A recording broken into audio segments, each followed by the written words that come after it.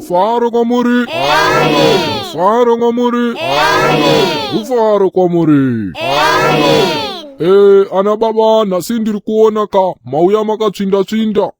Aiwa, zviri kuratidza kuti ana mai vari kubata basa kuZimbabwe. Rufaro kwamuri mapostora. Mapostora, nhasi tiri kuda kutaura nezvengirozi dziri kumusoro kudenga uko. Uye mabasa akasiyana-siyana dzinobata ka pano panyika. Pano panyika pane polisi haikona, pane masoja haikona, pane magadhijeri haikona. Kudenga zviriko futi izvozvo.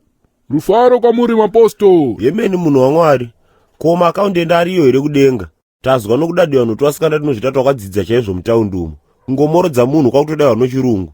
Kusataura chirungu hazviro kuti hatichikone varume. Madzibaba, nhau yenyu yamuri kutaura ikai yakanaka. Asi apa masanganisa nyaya. Ndiri kuedza kutaura kuti inini nhasi ndiri kuda kakuparidza nezvematare ehondo ari kumusoro kudenga. Masoja edenga nemapurisa edenga ndiwo andiri kuda kuparidza nezvawo nhasi. Yenyu imimi ikai inoda tiri kukota maibhuchari uko tiina namadzibaba chikombera nanababa makarwe ikoko. Awo kamuyapota ngeno mhanduwe, shumairai henyu. Aiwa baba, musakumbira henyu riregerero. Ino imba yaMwari ka, panotoya vatadzika then isusu ka tiri matelefoni attendance aMwari. Ibasa redu isusu kukudzosai ka mulaini.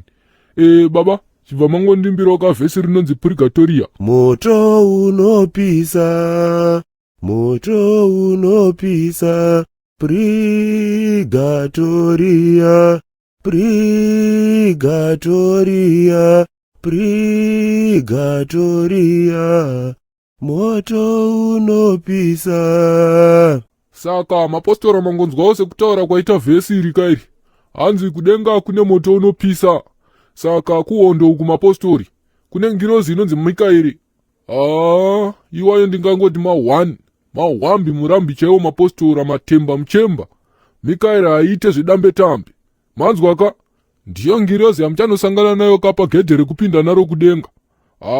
Haitsanangurike mapostora. Ingirozi yehondo. Tendeukai pachiri pedyo. Rufaro kwamuri. Tichibva ipapo mapostora ka, kune ngirozi inonzi Ginatsiyo. Iyi ndiyo ngirozi yetsitsi neunyoro. Ndosaka ka muchigara muchinzwa ka tichigara tichiimba panapa kuti chakatanga itsitsi nerudo kozoya kunamata. Ndiyo nhau yatinenge tichiedza kutaura nezvayo iyoyo. Saka naGinatsiyo wandozwira here tsitsi wakadzwa nonyoporesa? Baba, kudenga kune ngonuku. Chinongodiwa ka kugara uchinamata nekureurura. Nhaika, dzidzai kutya Mwari, nekuti kudenga uku ka nyangwe uri mhondi, nyangwe kana uriwo mujolo, nyangwe kana uritoriwo kwa mutoko chaiko, unotoregererwa futi. Aiwa kamunai mhanduwe, ko zvino mutondo zvineiwo nai. Izwai mhanduwe, kuita munhu kwa mutoko haisi mhosvaba mazwaka. Tichibva ipapo mapostora kune ngirozi inonzi Dashwenzi iriko kumusoro kudenga uku. Iyi ngirozi ikai ndio ichaita kuti vakawanda venyu ka vatadze kuona ushe hwekudenga zvikutodaro. Iyi ngirozi yakatobva kugadzwa manje mapostora. Ende ndiyo ichamira nevanhu vese vasina kurejista kuvhota. Ndiri kutoona ka vakawanda venyu ka kuti muri kushamisika nazvo. Ngirozi varume yakabva kutogadzwa ka pachigaro zvamanje. Itai mudhumeni zvakare papo mhanduwe. Vanhu ngavavhote. Ai, nai. Saka mapostora azivai kuti ka kana usina kurejista kuvhota, ukafa nhasi, une shamhu dzako dzaunenge wakachengeterwa naGinatsiyo. Shuwa vanhu motadza kupinda muJerusarema here nenhau yekusarejista kuvhota. Zviriko here izvi? Muimbiri, ndiimbirewo ka vhesi rinonzi Jerusarema.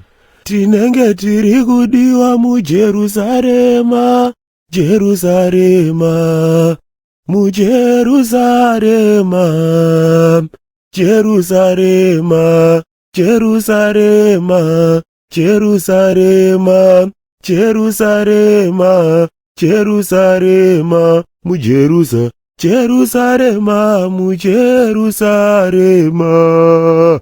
Ya, amen. Ya, haleluya mambo.